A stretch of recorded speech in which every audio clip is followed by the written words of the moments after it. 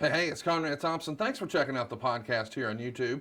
Be sure to hit the subscribe button and the notifications bell. You'll get a notice anytime we upload some new content.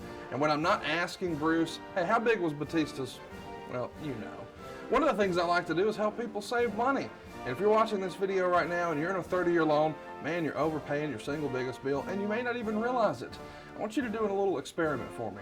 Take your calculator out, multiply your monthly house payment by 360 payments. That's how many payments there are on a 30-year loan. That big scary number, that's your total of payments. You're looking at that number? You know you can do better. Keep more of your own money right now and go to savewithconrad.com. Or maybe you've got credit card debt. Man, it's not a matter of if I can save you money with that. Your average interest rate on a credit card is more than 20%. And by the way, all the interest you pay on those credit cards, it's not tax deductible. Whereas the mortgage interest, well, that is tax deductible. So if you owe this debt, it's up to you how to pay it back.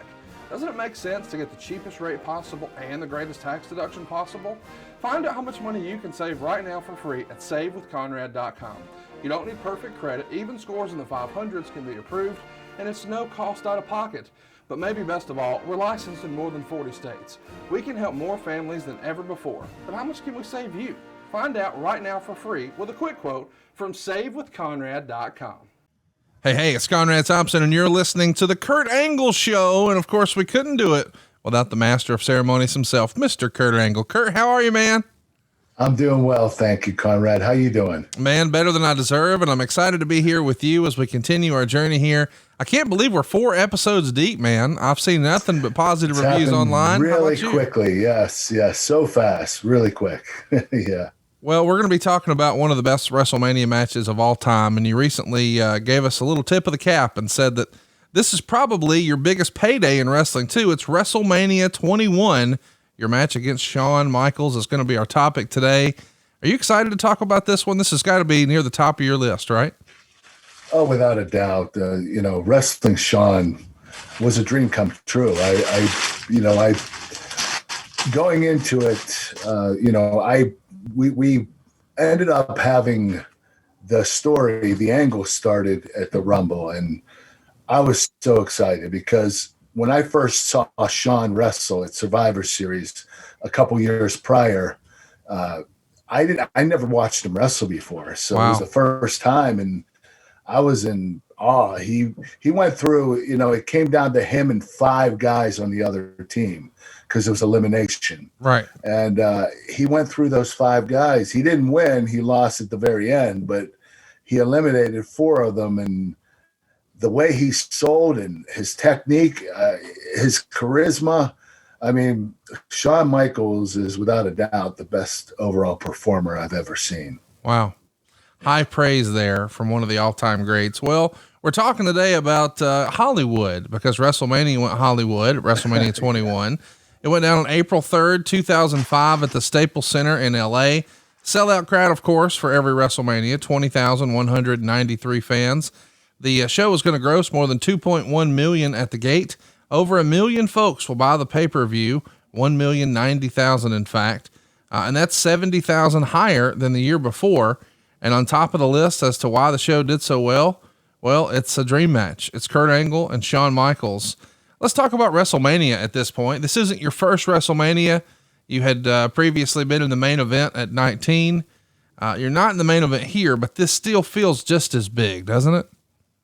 Yes, it wasn't the main event, but it was a feature match. The company decided to have an interpromotional match between Raw and SmackDown, and I was on SmackDown, and I believe Shawn was on Raw, and we had to actually make it work somehow. So they came up with a great concept to start at the Royal Rumble, and it went from there. Would Shawn have asked for you? You asked for Shawn, or did someone in creative bring this to you guys?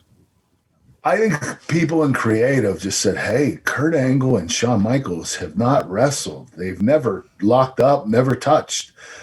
This would be a dream match for the fans. So, let's get a program started and, let's go into WrestleMania. Kurt's not wrestling for the world title. Shawn's not wrestling for the world title. We were open, so it was the right time. It was the perfect timing. Did you find out that this would be your program at the Royal Rumble, or did you know before that show? I found out the day of the Royal Rumble. Okay. When I was told that I was going to go into the ring during the Rumble and I was going to get eliminated like in 1 minute. So it was a pretty quick Rumble for me. Shawn super kicked me over the top rope, and that's what started the angle. So it was really exciting time for me because I badly wanted to work with Shawn. The build really starts 2 months prior, as you said, at the Royal Rumble. Again, you're on SmackDown. You're in the main event. It's a triple threat with the champion JBL and Big Show. You don't win that. So you come up with a plan B. You're going to bully Nunzio into giving you his Rumble spot, which is some fun creative. You come in at number 20 and you clean house for about 30 seconds. And then you meet Shawn Michaels. And that's one of those classic things, I think, that the company at that point had been doing for like 15 years, where these guys almost in a dream scenario have never touched each other, never seen each other, never had an interaction. And then the ring clears at the Rumble and it's just them, and you can feel it in the crowd, right? Right. Yeah. That's, it is a good way, a good concept of how to start a program, especially with two people that don't have any history together. And they seem to do that very well at the Rumble. It's a great setup because you're going to have 30 athletes enter the Rumble. And, if you want a program started between two, you have them do the face off alone in the ring and, get one of the guys to eliminate the other guy gets upset, it just starts a tremendous program. They've done it so many times, but the Rumble makes it work. The next night on Raw, things really start to pick up. You do a cool promo where you acknowledge that 96 was a big year, not only for you, but for Shawn Michaels as well. Of course, you won the Olympic gold medal, but that's the year he won the Iron Man match and became the world champion. I like the idea that you're sort of referencing, hey, 9 years ago, we felt like we were both peaking, and I've got a chip on my shoulder about that. What can you tell us about that? Well, it was, I didn't really, the angle, the program was that I acknowledged Shawn for the Iron Man match in 1996. 1996, I didn't even know Shawn had an Iron Man match. Right, so of course. It wasn't the real thing. It was, it was a story made up that, in 96, Shawn Michaels is getting all this attention for winning the Iron Man match against Bret Hart. And, I won a gold medal with a broken freaking neck, and he's getting more attention than I am. It was well written. Brian Gewirtz wrote it for me. He wrote all my stuff, and it was a great concept, a great way to enter into the program. We haven't spent a lot of time talking about Brian, but Brian is most synonymous with The Rock. Everybody knows those guys have had a great partnership for a long, long time, but he was really important for a lot of other guys' success as well. Not just yours, but Edge and Christian as well, right? Yes. Edge, Christian, Chris Jericho, Hurricane Helms, he The Rock. Yes. He had a lot of people that he had great chemistry with. He's one of the sort of unsung heroes of WWE. Wouldn't you agree? Oh yeah. Without a doubt. He's the MVP. Some of the stuff, all my funny skits, besides the stuff with Stone Cold, which was Vince pretty much, but all my funny skits were all written by Brian. He had a knack for it. He loved comedy. He loved stupid comedy. And, he had a great personality, and it showed in his writing. Were you surprised when he stepped away from wrestling? Yes, but I knew that he wanted to be a writer, like for Hollywood, movies, TV shows. When he joined Dwayne's company, I knew that we were probably going to see the last of Brian in WWE. Yeah. I think he's with $7 Productions. That's right. Yes, sir. So he's writing for them, and great for Brian, great for The Rock. He's got the best writer on the planet right now. No doubt about it. Well, after the Royal Rumble, the next big pay-per-view is No Way Out, and you're going to lose a number one contenders match to John Cena. So John's going to go on to challenge in the SmackDown main event at WrestleMania. And Meltzer would put it, if not for the performance of Kurt Angle, who may not have many show-saving performances left in him, it would probably have been the worst show of the year candidate. So a little backhanded compliment there. I don't know how many more times he can do it, but he credits you with saving the show. I'm sure we'll do a show on it some other time, but what do you remember about your match at No Way Out with John Cena? It was an incredible match. I think that John stepped up big time. He was really hot at the time. So was I. As a heel, half the fans loved me, half the fans hated me. I couldn't get 100% to hate me, but I guess it had a lot to do with having a good reputation as an in-ring worker and entertainer. So, the match with John was, I think, one of our best matches that we did. And, I give him credit for that because he wasn't in the business that long. Right. He was only in there for, I think three years at most. So John did an incredible job, and he really stepped up. He actually made me look good. So I can't take all the credit for it. I believe John deserves some of the credit too. On February 28th, Shawn would defeat Edge in a street fight on Raw. It's a great match, but after the win, you attack Shawn in your street clothes. Shawn's bloody, and before long, you're totally covered in his blood too. It's one hell of a visual, and if you go back and watch it on the network now, they even show the replays in black and white. Tell me about that night. Oh, I laid into Shawn. I laid him out. I got him bloody, and I had my dress clothes on, but there was so much blood. He bled all over me. I basically had to throw away my outfit, and I turned in the receipt to the WWE, so they had to pay for it. So, but it was a great way to continue the program, and it got me a lot of serious heat and got Shawn working from underneath. The next week on SmackDown, it's the Kurt Angle Invitational, and a guy comes out in a hoodie, and you assume it's Shawn, but it's not. Shawn was actually dressed up as a cameraman behind you, and he got a little revenge that night. Pretty fun little creative piece of business there. That was creative. I thought it was really cool. When I went into work that day and read the script and saw what they were going to do, I thought this is genius. Having Shawn as the cameraman and a masked wrestler that I didn't know who it was. I thought it was Shawn. So it was really cool that Shawn put his camera down and turned me around and just laid me out. It was a great way to continue the program, and I thought what a great concept how they started that, how they put that together. It was genius. On Raw, Shawn opens the show, and Kurt, you come on the Titantron, and you said, this Thursday on SmackDown, everything Shawn has accomplished in his career, I'll do in 4 weeks. And on March 10th, the Kurt Invitational was a special ladder match, just like Shawn's at WrestleMania 10. You note that a lot of people called it the greatest match ever, but you weren't one of those people. And a local guy comes out, and you slap the shit out of him, and it's your first ever ladder match. What do you remember about this? I remember slapping the shit out of him. The match didn't last that long, but it was a lot of fun. Some nights you get the night off. It was kind of like that. And you get to still, show your talents in a different way. And it was me more of being a bully than, a wrestler, than competition. So, that's the right idea they had for me. And that's what I went with, and it worked out extremely well. Of course, instead of hanging the Intercontinental titles above the ring for you to climb the ladder for, now you've got your Olympic gold medal. Gold medal. We've had people online ask, did you ever actually use your real Olympic gold medal in any of your WWE stuff, or was that in the safe at the house? I did. When I started, I used my gold medal, and I used it religiously.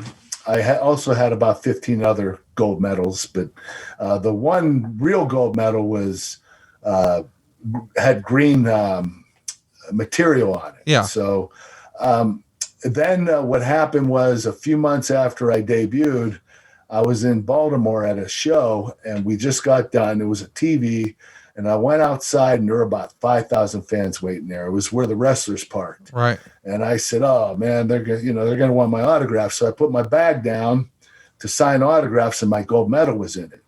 Well, one of the fans stole it. So I'm going to tell you the longer story. This is crazy. So I was going to call the police. Yeah. But I called Vince McMahon instead, because earlier that night during the show, Stephanie McMahon walked out down the ramp and someone threw a baseball at her. And Vince McMahon went to security, said, "You find the SOB that did that. I don't care how much money it takes. You tell fans you keep offering money until they say yes, until, $100. If they don't want to do it for 100, 200, 300, 400, 500. So security was going around asking the fans, and they weren't going to tell. And then, they ended up doing a really high number. And one of the fans said he did it. So, I was thinking in my mind, Vince could do this for me right now. Right. I'm outside. So what I did is I called Vince, and he didn't answer. And so I hung the phone up, and I said, "Someone stole my gold medal."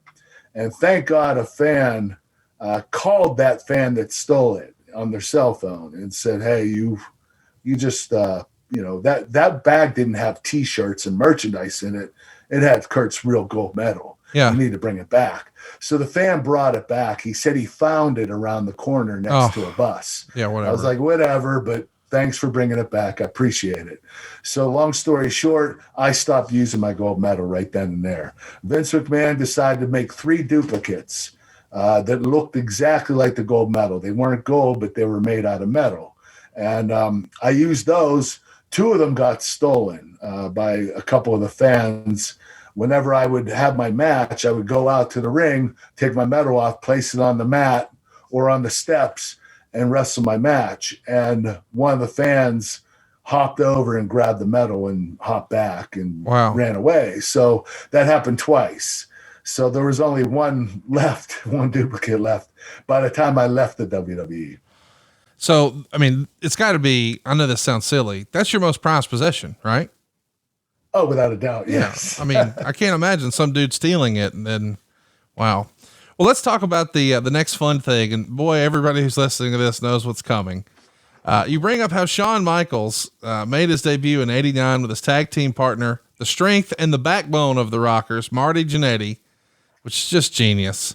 And you said that Jannetty taught Michaels everything he knew. And next week, you're going to teach Shawn one more lesson, how to tap out to Kurt Angle. Of course, before then, Raw happens and Marty Jannetty shows up on Raw, invited by Shawn. And he said if Marty was coming back, he has to do it on Raw. And we get a Rockers match, which is a pretty cool little chill bump moment. And then you open SmackDown saying it was a nice try by Shawn, but there's no way for Marty to prepare for an Olympic gold medalist because the match on Monday was so epic. Marty has a bunch of fan support here when he comes out, and there's even a few Marty chants that break out, but it isn't exactly a squash. It's pretty competitive. You give him some offense, and he even counters the angle slam, I think twice. But of course, like everyone else, he wound up in the ankle lock. What do you remember about wrestling Marty Jannetty? Well, Marty was great. I think that in a lot of ways, he's just like Shawn. I think that Shawn's a little more charismatic. Sure. But, Marty in the ring, both of them are incredible. So I do believe they wanted a competitive match before he wrestled on Raw, but I believe that the Raw match really made everybody, the writers and Vince, more confident to have a more competitive match. We probably went 3 or 4 minutes longer than we should have. And that's because, everybody was with the match. Everybody was into it. The fans loved it. And Marty did an excellent job. He really stepped up that night. The next week, maybe one of the best segments of all time. Shawn's music hits and out comes you wearing his gear. You're chewing, sexy Kurt. You're chewing gum as hard as you can. It's like a cow chewing grass. You do the pose, you do the little prayer, the pyro hits, even Sherry's here. And, you do the whole, anything you can do, we can do better. And here comes sexy Kurt. I mean, is this like a top 5 moment in your whole career? That segment is one of the best in the history of WWE. Without a doubt. It was one of my favorite moments. I loved being entertaining. It was a lot of fun, putting yourself out there. You're taking a chance, but I just say screw it. I did my best impression of Shawn Michaels. I know it wasn't that good, but you got the hint what I was trying to do. Sure. So, doing all the dancing and the posing and everything and the praying and hitting the pyro, and I had to watch a few of his matches to understand and see what he was doing. And I did the best I could. I know it wasn't that good, but I think it was good enough. This is a Brian segment, right? Oh yeah, without a doubt. He wrote the words and he basically wrote the segment. Yes. So tell me about working with Sherry. She's a WWE legend. We don't talk about her enough these days. This is really her last big hurrah on TV. How was it to work with Sherry that night? She was a complete professional. She knew what to do. She just has a knack for the business.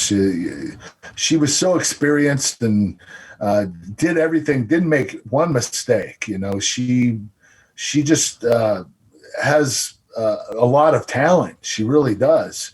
I mean, she doesn't do a lot, but the way she carries herself, the way she acts, the way she portrays is just incredible. She really glows. People love her. I'm curious in a segment like this, because you've had some of the best matches in wrestling history, but you've also had some really comedic home runs.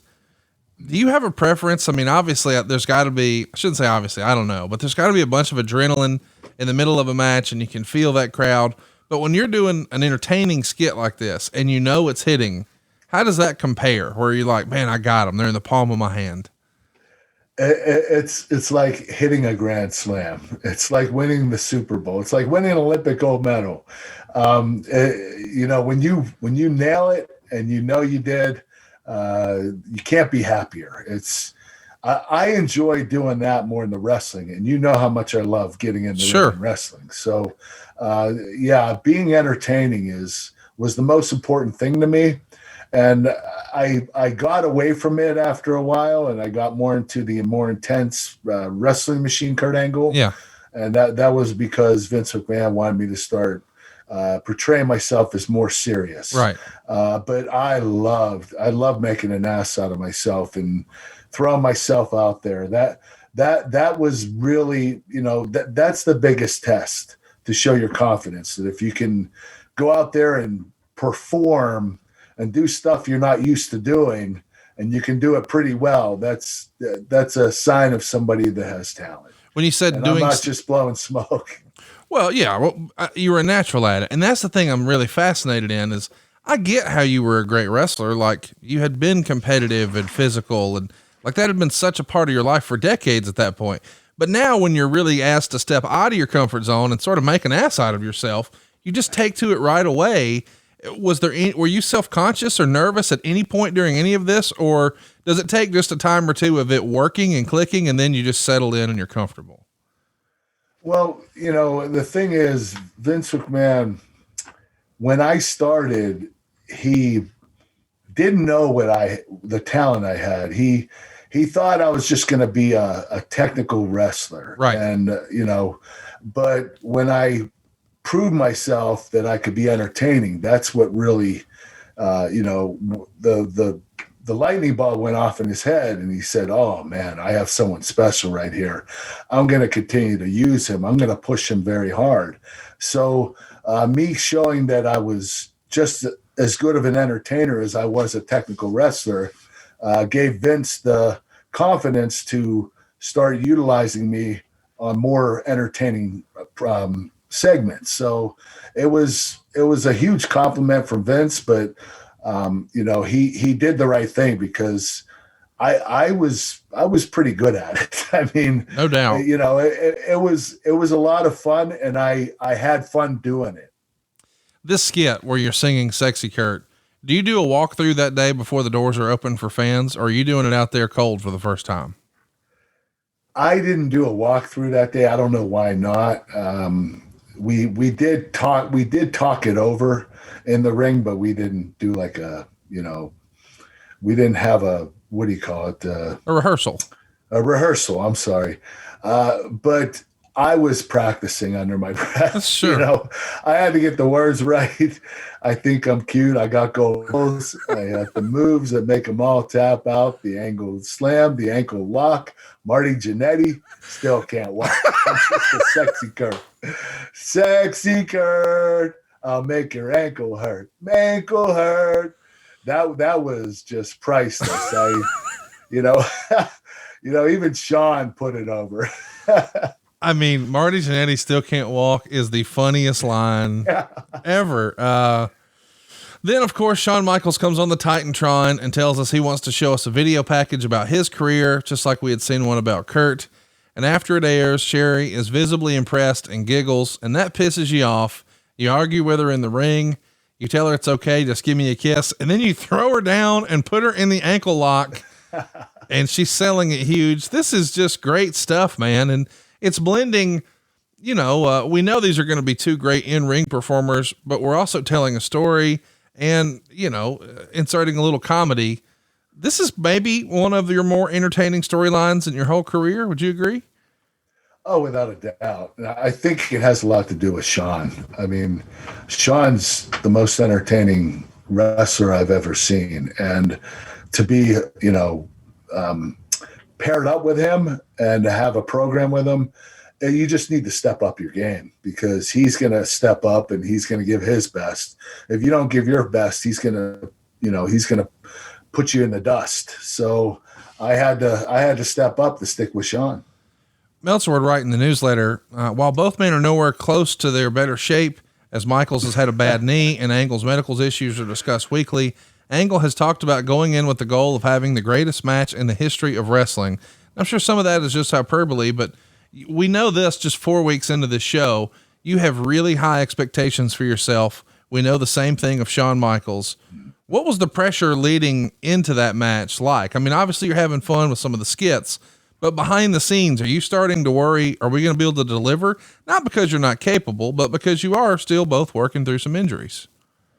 Well, yeah, we were working through injuries, and, I had some stuff going on at the time, and Shawn did too. And, we just had to focus on what we were going to do in the ring. And we wanted to tell a good story in the match and basically, give our best. That's all we could do. I mean, it was hard because, the injuries, they don't sideline you. They might make you not want to do certain moves. Right. But at the same time, it's WrestleMania. You got to let it go. You got to lay it on the line. So Shawn and I, besides the injuries, we just said, hey, let's pretend like this is our last match in our careers. This is the one, and this is the one that people are going to remember forever. So we have to produce.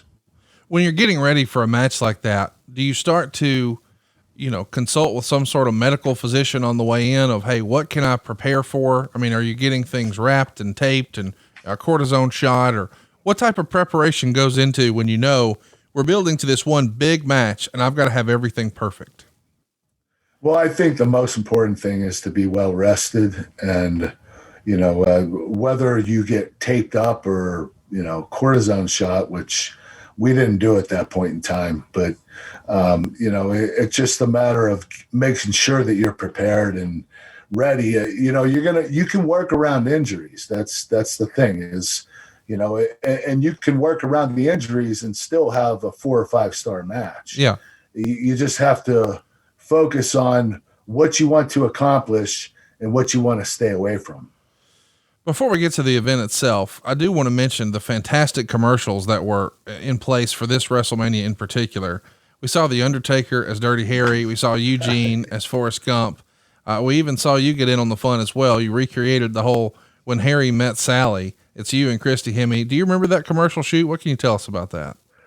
Oh, it was awesome. We did it in New York City at the same restaurant that Harry and Sally did it. Wow. Billy Crystal and Meg Ryan. Linda McMahon was there. It was a lot of fun. We were doing this. We were filming it, and everybody just kept laughing. It was just, we had great chemistry, Christy and I, and it worked really well. And we just added to the WrestleMania commercials, the entertainment factor. I don't know if we had the best video, but we were up there. We had a pretty entertaining video. About a week before the match, according to the WWE Network, you told on the WWE Untold series, I think Shawn approached you and said, "I'm not scared of you." What do you remember of that particular conversation? That seems really random. You know what? I was in shock. The last time I really spoke to Shawn before that was Survivor Series when I told him, "Hey, you're pretty good." He was like, "Oh, thanks." Because I didn't know Shawn. He was out when I started. He was out with injury, and he didn't come back until a couple years after. What were we talking about? About when Shawn approaches you a week before Mania. "I'm not scared of you." So the next time I see him, he knows he's wrestling me, and he decides to come up, and I guess he just wanted to tell me he's not afraid of me. He said, "Listen, I'm not scared of you. If it goes down, it goes down. I'm not afraid to fight you." And I was like, okay, I don't know why you're saying this, but all right, I respect that. I guess because I was a shooter. Right. And I think that I had a little bit of a reputation of being a little stiff in the ring. So I think that might have added to it. So he was just telling me, if I take advantage of him, he's going to fight back. And, I respected that. I was shocked because I've been professional up until then. I was in the company for 5 years, and, I never did anybody wrong. So I'm not sure why he said it, but, it was a shocking, it was the shock factor. It was really crazy that, he said this to me. It was really, blew my mind. Help me understand. You said something there I'd never really heard. I had a reputation for being stiff in the ring, but I had never heard anyone say, "Oh, Kurt Angle hurt me." You didn't have any sort of reputation for hurting anybody at that point, right? Just Bob Holly when I moonsaulted for the first time, and I went short and my shin hit his arm and broke his arm. Right. I felt so badly for him. I went to the hospital with him, and I felt like I needed to spend the night with this guy because it's the only time I injured somebody, and it was my fault. But again, that's not from being a shooter. I never had, I didn't have a reputation of hurting anyone or taking advantage of anyone. Right. So I'm not sure why he said it. Now, I know we're going to tell the story another time. We're not that many months removed from the Daniel Puder incident, but it's not like backstage you whipped Daniel's ass or anything. So I don't know. That always just came out of left field for me that Shawn felt the need to tell you, "Hey, I'm not scared of you." Yeah, I'm not sure why. I'm not. Well, why would Daniel Puder have to do something? Why is that correlation with Shawn? Well, I just think that was the only time that anyone ever even speculated, "Oh, something got real in the ring with Kurt." And it wasn't exactly you taking advantage of him. You guys were working, and it became a whole nother story, and we'll tell it another time. But there was never cause we've seen guys way back in the day, 25, 30, 40 years ago, there's tape of guys really taking liberties with enhancement talent. You never had that reputation at all. Well, I did when I did the Kurt Angle Invitationals, because Vince McMahon wanted me to be really stiff. He wanted me to lay in, like the slap on the one kid with the ladder match. I laid into these guys. It was a bully technique, and Vince McMahon wanted me to bully everybody during the Invitationals, and I did that. But that's the only time I ever laid into talent. So maybe that's it. Well, the result is a fantastic match. The show got 89.4% thumbs up, and overwhelmingly, check this out, on the best match poll, Randy Orton and The Undertaker got 23 votes in the Observer. The ladder match, which was the first ever Money in the Bank ladder match, got 114 votes, but you and Shawn got 607 votes. That's a runaway. You guys had the best match of the night. And I think a lot of people were surprised. I'm curious, were you surprised? You got a bigger reaction coming out than Shawn Michaels. This guy's Mr. WrestleMania. He's been established for a long time. He's been here forever, and you get the bigger reaction. Were you surprised by that? Yes and no. I was getting really over as a pro wrestler. The fans started taking a big liking to me, even though I was a heel. actually the fans liked me more when I was a heel than when I was a babyface. Right. And it had a little bit to do with me wrestling Austin when Austin was a heel and I was a babyface. Of course, the fans, you know, Austin was over, period. Yes. You know, he was the guy of the company. So, you know, it was a little harder for me to shit. What was I talking about? Just talking about the big reactions and how you were getting over here and even a bigger reaction than Shawn.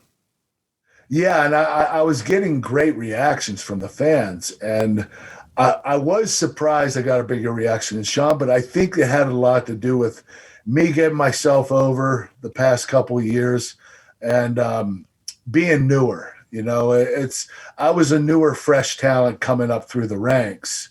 And Shawn was established there for 15 years? Right. At least. So I think that had a little bit to do with it. Let's talk about the match itself. Shawn has been known to be a ring general. Ric Flair even famously said that he didn't get to call a spot in his final match. It was all Shawn. Shawn laid it out and had a vision for what he wanted it to be. How far in advance do you and Shawn start talking about the actual match here? Is that something that's a week out, day of, or call it in the ring? We structured some of the match. I'd say about 4 days prior to WrestleMania. We got together. We never locked up. We only rehearsed one move. He had me in an armbar. I had to lift him up over my head, and he would do a sunset flip into a false finish, a roll up. And I wanted to see if I could lift him. That's the only thing we practiced. We didn't do anything else. We did talk about a comeback and finish. We talked a little bit about how we were going to start at the beginning, but Shawn is such a pro. I mean, you know, I would say him, Undertaker, Triple H, and Stone Cold are four of the best in-ring workers that can produce, you know, great matches on the fly. They can call it out there. They can do anything. They can call the whole match. They can call part of it. They can just call it in the ring. So, you know, what I meant by calling the match beforehand, or calling the match beforehand part of the match, or, you know, calling the match while you're in the ring is what I meant. Yeah. And they can do all of them. They're just really that talented and that experienced. You know, at that point in my career, you know, I was about 5 years in, maybe 6. I still didn't have the overall ability to call it 100% in the ring, but Shawn did. Shawn was a complete pro. So who was the agent for the match? Do you recall? Are they involved in the match at all? Pat Patterson. Oh, wow. And Pat usually, you know, structures 80% of the match. I mean, he's that good. He would do it. He did it for me and The Rock. And, you know, he had a lot of guys that he favored, but, you know, the guys that wanted to work with him. And, you know, Pat at this WrestleMania with Shawn, he said, listen, you guys are both pros. I'm going to let you guys structure it.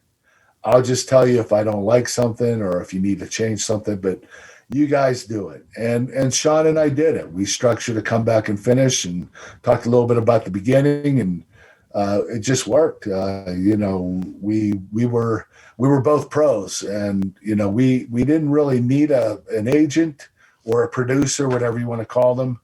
But Pat was our producer, and he was always involved with stuff. So, you know, this time, not so much. Do you get, or does Shawn get to pick the referee? Is that assigned by the agent, or how does that work for a big match like this? I don't know. I mean, you know, I think that the writers and Vince decide the referees, unless a wrestler really likes a referee. Like when I was in TNA, I would use Brian Hebner. I love them. I love this style. We worked great together. When you have good chemistry with a referee, you want to have them in the ring. So I understand why a lot of wrestlers want that, but we didn't pick the referee. No. Who were your favorite WWE referees? Do you recall? Charles Robinson, Mike Chioda, yeah, and Brian Hebner when he was there. Yeah, I loved Brian. Yeah, you're wearing one of our favorite singles, or singlets rather, in this match. Talk to us about how your designs were done. Is that something you're involved in? Did the WWE seamstresses handle it? Did you have someone outside do it? How did that happen? I had a seamstress. Her name was Yolanda, and she did an incredible job of structuring my singlets. All I would tell her is make sure it's red, white, and blue, and a little bit of gold. That's all I would say.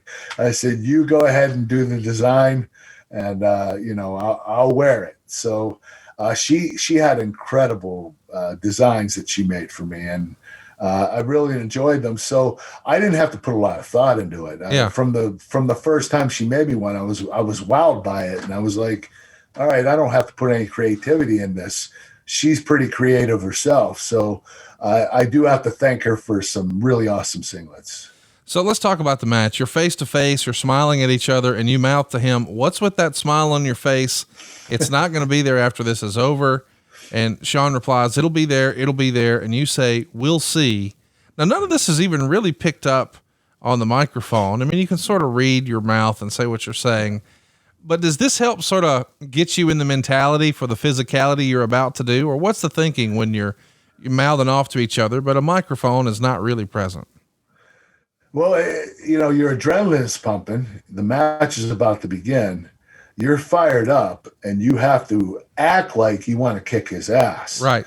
So you gotta play it out. You have to say the verbiage. You gotta have the body language. You gotta produce the match. You gotta, make sure everything is intense and believable, especially in a match like this. This was a huge, enormous feature match, and we didn't want to let anybody down. So the emotions were very real. And, Shawn with that smirk on his face, I wanted to slap him in the face as it was. I mean, Shawn is a cocky, arrogant son of a gun, and rightfully so. Sure. He can back it up. But, you just want to slap him in the face when he does that. He has a certain smirk. It's just a smart ass smirk. And, you want to knock his face off. So I just, I initiated the conversation, And Shawn slaps you here. Smile's not going to be there after I'm done with you. To really get you in the mood, Shawn slaps you, and then you guys are off from there. You're shooting for the leg, and we do some mat wrestling to begin, and that's not the way a lot of people probably expected this match to go. What's the thinking in we're going to start and show some amateur stuff to get us started? Well, I think that we wanted to lay out a good psychological story. We wanted to, even though we were jumping each other, one thing Pat Patterson always told us was, if you get jumped backstage or a week prior to your match, it doesn't mean you have to jump start the match. It means you and him are going to go one-on-one like real men and wrestle it out for the victory. So no matter if someone attacks you and you say, well, I'm not going to go out there and lock up with him. He attacked me, and I'm going to attack him back in that ring. Pat Patterson had a great concept, great psychology about, beating him like a man. And that means to out wrestle them. Yep. So Shawn and I had that concept in our head. We had that idea that we wanted to prove to each other who the better wrestler was, not the better brawler. So that's why we did what we did. So we start with a lot of mat wrestling, and man, you're flying. A lot of fast, intense movements. It looks very real. And then we'd start to do a little bit of pro wrestling, and eventually you pick Shawn up for an angle slam, but instead of hitting it on the ground, you hit it on the ring post, and the crowd responds. It looks vicious. And Meltzer would say it actually hit his hamstring, but not his lower back. But either way, getting flung into the ring post, fans are going to resonate. I mean, that move's going to resonate with fans. What do you remember about that? Well, he didn't hit his hamstring. He hit his ass. Yeah. I didn't have him lined up properly, and I went backward, and Shawn, it was a little lower on his body, but it did the job. It made sense. There was nothing wrong with the move, whether I hit his lower back or his ass. I think the fans got the idea of what I was trying to do. But it's a vicious move, and because I didn't hit it right, I never used it again. But it was a great.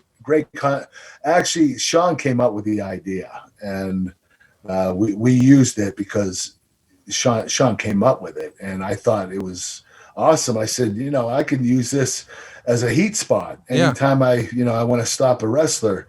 But when I didn't hit the move right, I decided not to use it anymore.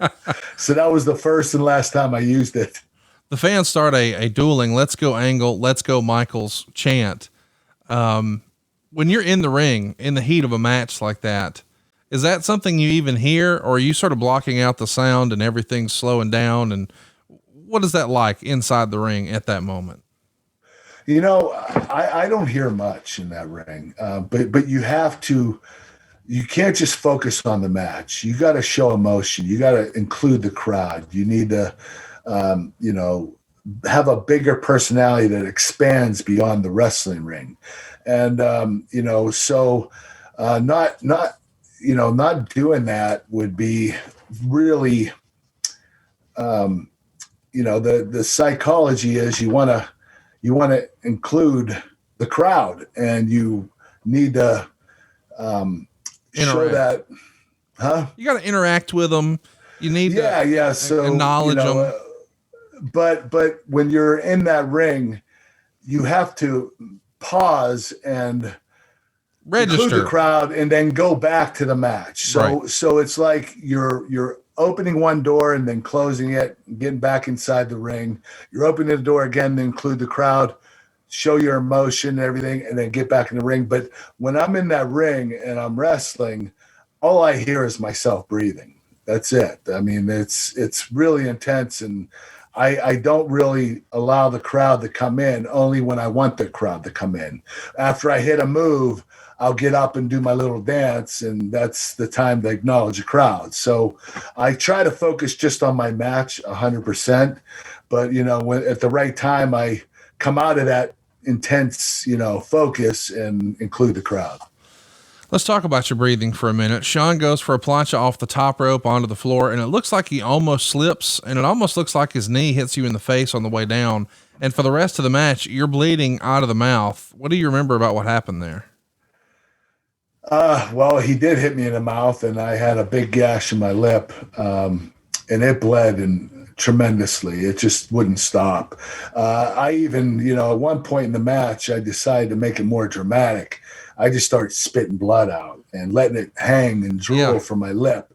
We were slowly crawling in the ring, and I was like, this is going to be really dramatic if I just let the blood just kind of fall to the mat while I'm crawling towards Shawn, and Shawn's crawling to me, and we're building up to get started again. And it was after a double down, and it was really cool. The fans got into it, and I knew it was a really cool scene to look at. Let's talk about another big moment here in the match. You're trying your first attempt at a German suplex off the ring apron onto the floor. Basically, the spot is you're pulling back as hard as you can, arching your back. The other wrestler, of course, is holding on. Shawn escapes and kicks you onto the table. The crowd reacts because they know something's coming, and it's a springboard moonsault. Shawn lands on you, and the table doesn't break. Carry me through that sequence, because teasing a German to the floor is scary. And then there's the big table spot, but the table's not cooperating. Well, I believe that's the first time I teased the German from the top, from the rope, from the ring apron. Yep. And I got the idea from Johnny Laurinaitis, Johnny Ace. And so, I never really hit the German. Sure. I used it a few times, but it was a great idea to kind of scare the fans and get them on the edge of their seat. And, it's one of those things where you want to, you give them you give them the bait, then you take it away. And we did that, but we gave him the bait when Shawn hit his moonsault on top of me. So it was like, we're giving him the German. They were like, oh my God, it's going to happen. And then he doesn't. He knocks me to the floor, and I end up on the table. And the fans are like, oh man. And then Shawn does the moonsault, and they go nuts. They pop. Yeah. So it was a really emotional time in the match, and the table didn't break. Oh my gosh. The worst part about that is you feel every bit of Shawn coming down on you. He's 200 pounds. He's doing a moonsault from 8 feet in the air, probably 10 feet across to where the table is, and you're taking all of it. It was really painful. And, the table not breaking, you want the table to break because it gives. Yeah. And it takes a lot of the blow away. That's the trick to it. Yeah. And unfortunately, it didn't break, and I got the wind knocked out of me, and was sore for a few days. So that's the most painful thing that happens in the match, even more so than the knee to the mouth, right? Oh yeah, without a doubt, the table spot. Yes. Meltzer would write of this match. In the ring, Michaels did the nip up and hit the elbow off the top. Michaels went for the super kick, but Angle caught the foot and put him in an ankle lock. Michaels rolled through, but Angle held on. Michaels made the ropes, and then he put the move on again, but Michaels cradled out for a near fall. Angle blocked another super kick, and Angle finally hit the Angle slam in the ring for a near fall. So lots of near falls here. When you were laying out the match ahead of time, are you guys thinking about all of these near falls, or are you just calling all of this in the ring on the fly? No, we would WrestleMania. You don't want to call WrestleMania on the fly. You have to be prepared. Right. Some guys don't have that great of memories, but some guys do. That's, part of the reason you call it in the ring, especially when you're experienced, is because you don't remember as much as you need to. So you just remember the certain spots that you need to, put in the match and structure, and then call everything else. But at WrestleMania, you got to be prepared from beginning to end. You have to, Shawn and I didn't have a lot of the heat called. We would call that on the fly, but we did structure the match, and we had all the false finishes were there on purpose, and they were there to snag the fans a few different times. I thought we did a good job of that. And that's what made that match so special, was the false finishes were incredible. You did something else here that you don't normally do. You tinker with your straps a little bit. A lot of old time fans remember Jerry Lawler used to drop the strap, and that meant here comes the finish. That's where I got it from. I stole from Jerry. Okay. Tell us about that, because here you put them back on almost like, wait a minute, we're not done. I'm going back in. Well, I took my straps off earlier in the match, and to show that I was going to end the match, and it was a teaser, of course. And Shawn got out of it, and so my straps were down. We had a few false finishes that we went through, and by the time I got to doing the ankle lock again, I was like, you know what? My straps are already down. I'm going to put them back up. So I put them back up, paused, and took them back down again. So the fans liked it. I mean, they probably were like, what the hell is he doing? And then when I pulled them down, they got it. So, it was a pretty cool spot. You go for the big moonsault. Shawn rolls out of the way. You come crashing down on your chest. And I think you said on the WWE doc that you knocked the wind out of yourself here in that move, right?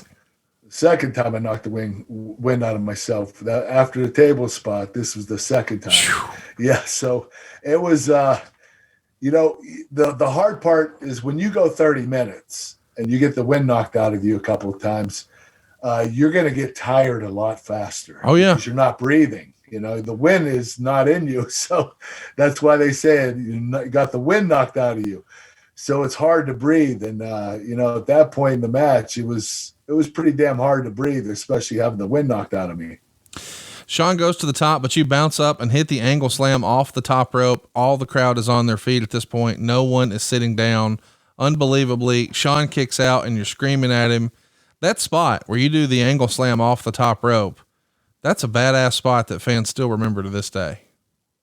It is pretty cool. I never knew I could do it. I remember I tried it once in 2003, and I just ran up the ropes and grabbed the guy and angle slammed them, and never practiced it. I never practiced my moonsault either. The first day I did it was in a match against Bob Holly, and the same thing with the angle slam off the top rope. Crazy thing is I never missed it. I always ran up the ropes and hit it, which is unbelievable because it's so easy. When you're wrestling in that ring for 30 minutes, the ropes get sweaty, things get a little, you get tired, and, you might miss a step or, slip on the ropes, and it's really easy to screw up, and to have a focus that you don't screw up and nail that every time is really difficult. But for some reason I was able to. Major moment here after you have him kick out of the angle slam off the top rope. He eventually gets to his feet. He pushes you back, hits the chin music, he takes forever to cover you, and you kick out at 2.9. Is there anything better than hearing that crowd reaction when you get your shoulder up at the very last possible second? No, it's the best feeling in the world. 1, 2, oh! So yeah, that you know what? I was very well known for the 2 9/10 kickouts. Yes. Actually, 2.9999 kickouts. I was really close to getting pinned many times, but I knew the referee knew not to count the 3, so I always tried to go as late as I possibly could, especially later in the match. There's a psychology. The first false finish, you kick out at 1, maybe 2. Then the second false finish, you kick out 2, maybe 2.5. Then the third false finish, 2 9/10. Yeah. So you want to, be slower on the kick out. Yeah, build the kick out. So, I was really well known for that. I had a bad or good reputation, not sure. But, even Vince told me, hey, Kurt, you need to kick out a little quicker. You're putting pressure on the referees. And he was right. I mean, a lot of fans that didn't like me would say, oh, he was pinned. You should have counted that, So some of the referees did take some of the heat for it. What's the magic for the last millisecond count out? Unfortunately, someone years ago told me, oh, just watch the guy's eyes and then you can see he's watching the referee. And so now I know, okay, that's not going to be the finish he's watching. But sometimes I wonder, when do you know? Because even if you're watching, there's got to be something you're looking for, a shoulder, an elbow, a hand. What's the magic that you're looking for to know, okay, now's the time? My magic was not looking. Really? I didn't look. No, I listened. Okay. 1, 2, the third one's coming at the same cadence. Time Yeah. lapse in between. Yeah. So 1, 2, kick. I would kick right when the hand would come down. So I didn't watch. I just listened, and it seemed to work for me pretty well. Yeah, no doubt. I'm sure there were a couple of times where I actually pinned myself, but the referee didn't call it. Well, eventually you rise from the dead, you pull in the ankle lock. Shawn kicks out multiple times, but you hold on, and then you grapevine Shawn with your legs. The crowd pops big. Shawn's fighting as hard as he can to not tap. It might be the longest ankle lock at this point in wrestling history, but it's great. And eventually Shawn taps. Meltzer gave it 4 3/4 stars. It's 27 minutes, 25 seconds. He called it this year's classic match. The finish made the match significantly better. And most often in big matches, that isn't the case. So the finish is what he really loved. Carry me through what you remember about that match finally coming to an end. Well, Shawn, he sold that ankle lock. Anyone I've ever seen. It wasn't just that he drew it out. It's the way he sells, the way he gets the people into it, the shaking his arms and his head and grabbing his head and pulling his hair like he's, wants to tap and pretending to tap, and his body starts bouncing, and, he has a great way about selling. That's his strongest suit. And that's a hard thing to say because his wrestling is incredible, but his selling is what makes Shawn. That's what makes him so incredible. That's what makes him the best entertainer of all time. And, the match at WrestleMania just proved that, Shawn is the best. And, I was very thankful to be able to wrestle him and have at least one match with him. Was there any debate as to what the finish was going to be, meaning who was going to go over? I ask because this is Shawn's first loss at a WrestleMania since WrestleMania 14. He had been winning pretty consistently when he did wrestle, even on his return. And now here you're going over. Was there any debate that you recall? Well, Vince left it up to us. Really? Yeah, I was surprised. I didn't know that he did. What happened was when I met with Shawn 4 days before WrestleMania, we went to the place where they structured the matches, the ring at the hotel. They had like a party room where they had a ring set up. And Shawn came to me and said, hey, listen, we don't have a finish for WrestleMania, but I think you should go over by tap out. and this is why. I think you're going to do a program with Batista, is what he told me. And we need to make you look really strong. So I was like, wow, Shawn Michaels just basically say he's going to do a job for me, tap out. I was pleasantly surprised. Didn't know if he was serious, but it was, it showed me that he respected me and that, he knew that we would have an incredible match and it wouldn't matter whether he won or lost. So I do understand the program of Batista, which never happened, but I'm sure it was supposed to. But Shawn just decided to let me win. And, without the guarantee that we were going to wrestle again, because there weren't any plans of us wrestling after that. You leave the ring at that point. Right. You leave the ring and say, I'm the best in the business right here. And then Shawn gets his own standing ovation and he applauds the crowd back and thanks them. But the crowd is really appreciative of what they've just seen. Is this planned ahead of time that you would leave the ring first and then give him a moment after he lost to sort of acknowledge the crowd and a little feel good moment? No, it wasn't planned, but Shawn was down selling and, we did go 2.5 minutes over our allotted time. I think we were set for 25. We went almost 28. So I was just trying to hustle out of the ring to get out of there so the next match could start. And the fans just took to Shawn and was like, this was awesome, Shawn. You are awesome. The match was awesome. You deserve a standing ovation. And Shawn gracefully accepted it, and it was really cool. I've only seen that a couple of times in my life, and the other time was Royal Rumble when I wrestled Chris Benoit, and I exited the ring with Team Angle, and he got a standing ovation. That was for the world title back then in 2003. Those are the only times I've seen the standing ovations after a match, but that's me personally.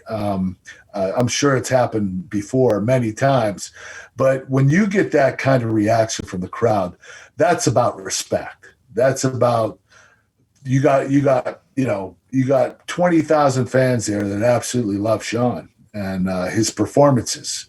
So they're given that, that recommend, they're just giving them that, the icing on the tip of the, or the cherry on top of the, all those cliches. Sunday, Absolutely. Yeah. It just was really cool to see that. Meltzer would write, Angle and Michaels came in with probably even more pressure than anyone because people were expecting nothing short of a classic match, and they got it. It will be a match that people will be talking about every March for years to come, like Steamboat and Savage, Michaels and Razor, Brett and Owen, Hart and Austin, and even last year's match with Benoit winning the title over Triple H and Michaels. Great matches at WrestleMania, because of the setting, seem to be remembered far more than great matches on any other night, and this was one of the best matches of the year. It would go on to win the Pro Wrestling Illustrated Match of the Year award as well. Probably no surprise, I guess, when you look back, but when the match is over, were you pleased? Were you happy? Yeah, it was the first time in my life that I said, I nailed this. I didn't feel that way at the Olympics because I was not healthy, my neck broken. My match with Chris Benoit, I just had knee surgery and I thought I was rusty in the ring at the Royal Rumble 2003. But, my match with Undertaker in No Way Out 2006, which those two matches that and Shawn's match are my three favorites. I didn't have, what was I just talking about? I nailed it. First time in your career. I didn't feel that way on either match because I had a broken neck when I wrestled Undertaker. Right. I had a knee injury when I wrestled Benoit, and I just didn't think it was 100%. But with Shawn, I felt like I nailed the match. It was the first time that I said, this match is almost close to being perfect. All the stars aligned and everything just went our way. It was an incredible match, and I was very proud of it. So I knew that I nailed it. I knew this would be considered one of my greatest matches of all time, and possibly the greatest match of all time, at least in the top 10. In the weeks leading up to the match, Dave would write, "I expect Michaels to win because if nothing else, he doesn't like to lose, and Angle doesn't seem to care." And he didn't attend the after party that year at WrestleMania.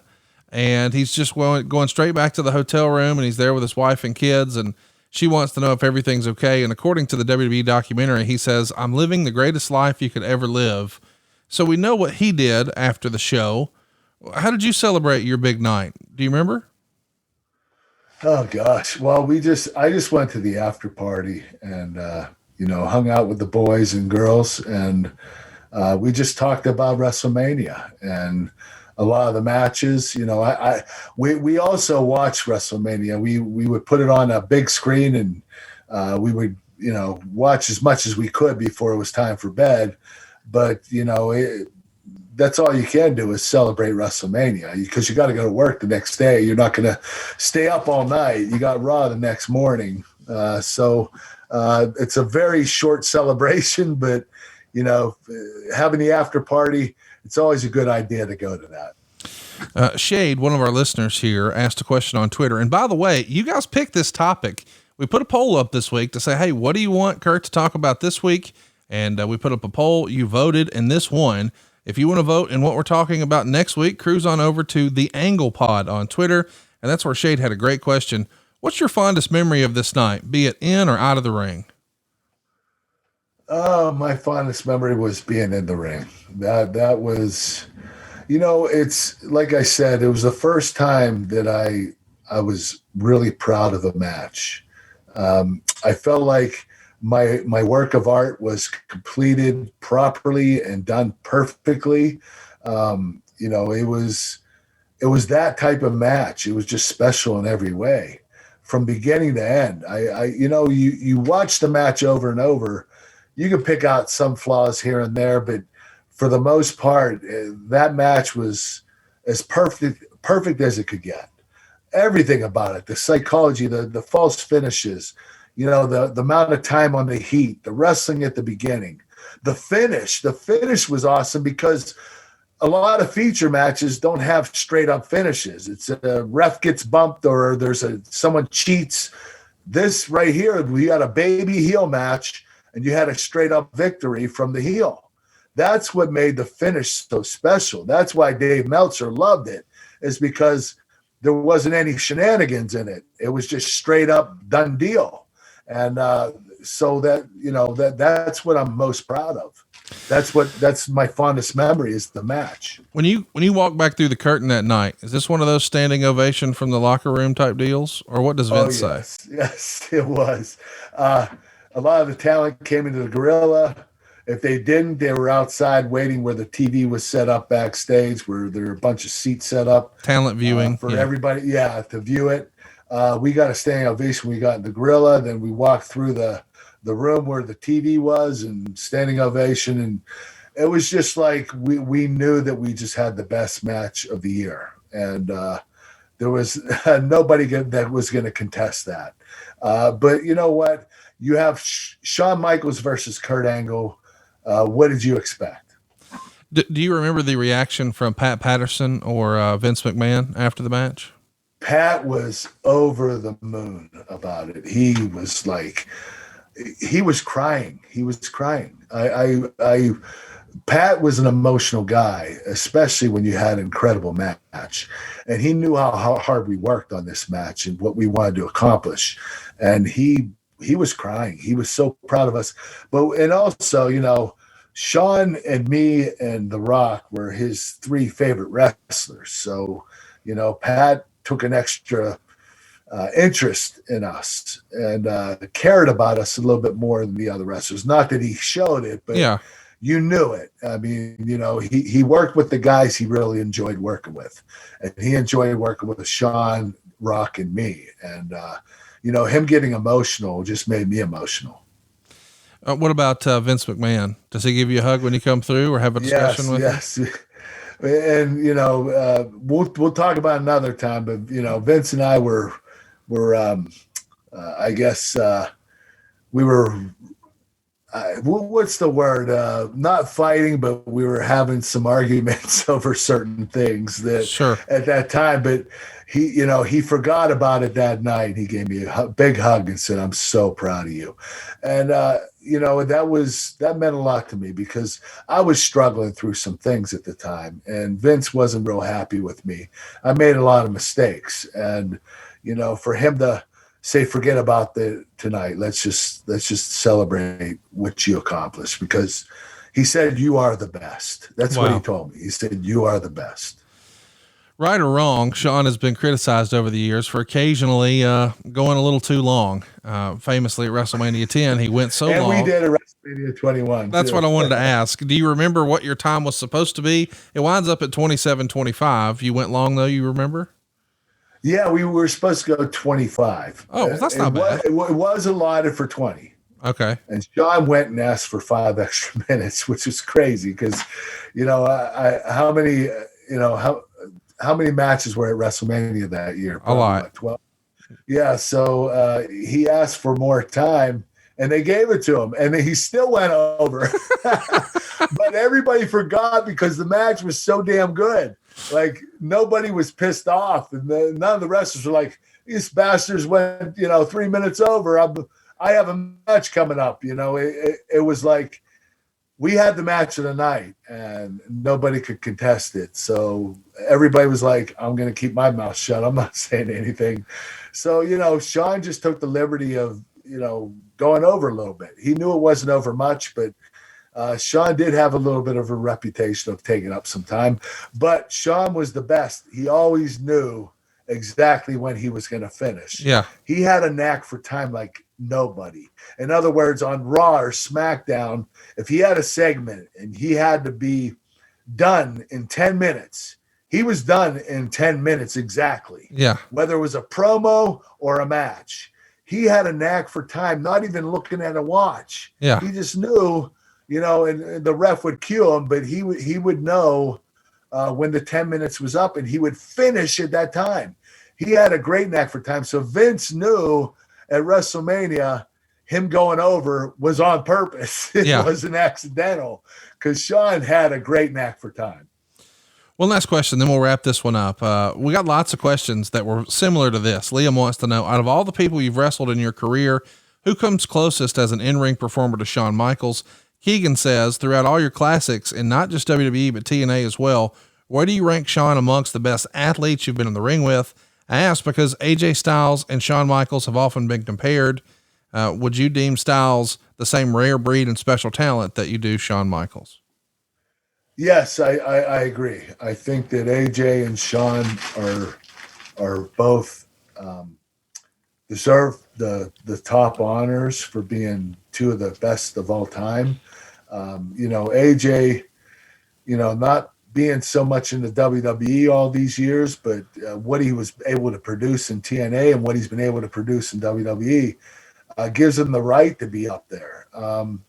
The thing is, working both of them doesn't matter how many times I worked with them. I worked with AJ 300 times. I only worked with Shawn 3. Right. But they just they made you look better than you are. And when you wrestled them, you had the night off. If you wanted to work extra hard, you could work extra hard, but they did everything for you. In other words, they did all the moves. They would do the flying around. They would bump and feed. And, it was AJ and Shawn just had a great psychology, and they were incredible athletes. And they laid it out in the ring every single time. They were two of the best that I've ever wrestled. Well, this is a great podcast, man. I don't know what I was expecting today, but we spent an hour and 15 minutes nearly talking about a single match, and I was entertained the entire time. I know the reason you're able to do this is because you're full of protein, because you've been over there at physicallyfit.com. And when you go over there, you're going to see chicken snacks, and man, all my friends are using these now. No. Sriracha seems to be the hit here in Huntsville, and you like Kung Pao, right? I like the Kung Pao. I like, the sweet barbecue is awesome. This is is my favorite. This has a great flavor. It has some peanuts in it, so it's a little bit higher in fat, not much, but this is the product right here.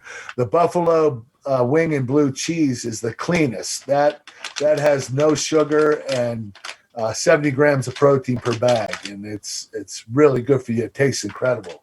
The flavors on these are off the charts. Go check them out if you haven't already. It's physicallyfit.com. And when you go there, you can click where to buy and find a store near you. But you can also scroll to the bottom and click order online. That's where you'll see brown sugar cinnamon with pretzels, honey mustard with pretzel pieces, sour cream and onion with bagel pieces and rice sticks, spicy buffalo and blue cheese that he just mentioned. How about jalapeno ranch with peanuts and almonds? They've even got a pizza flavor. They've got something for everybody. As I mentioned, the favorite here in town is the sriracha with peanuts and almonds. It's all available to you right now for just $9.99. It's what Kurt uses. He swears by. It is his company. Go check it out. It's physicallyfit.com. And by the way, we've had some of these requests. KurtAnglebrand.com. You've got autographs on there way cheaper than you can find them on eBay or anywhere else, right? Yes. I have birthday cards, autograph photos, cowboy hats, milk cartons. We're selling everything. They're pretty cool. Pretty cool merchandise. It's, if you go on KurtAnglebrand.com, you'll see. Check it out. It's KurtAnglebrand.com or physicallyfit.com. And if you want to vote on what we're talking about next week on the Kurt Angle Show, well, it's easy to do that. Follow us on Twitter at the Angle Pod. We're going to be putting up polls every single week, letting you guys chart the course of our show. And you can also ask questions on whatever wins. Until next time, he is at Real Kurt Angle. I am at Hey, it's Conrad, and we are out of time. We'll see you next week right here on the Kurt Angle Show. See you next week. Hey, it's Conrad Thompson. Thanks for checking out the podcast here on YouTube. Be sure to hit the subscribe button and the notifications bell so you get a notice anytime we upload some new content. And go save yourself some money right now. If you're in a 30-year loan or you have credit card debt, it's not a matter of if I can save you money. It's a matter of how much. Find out right now for free at SaveWithConrad.com.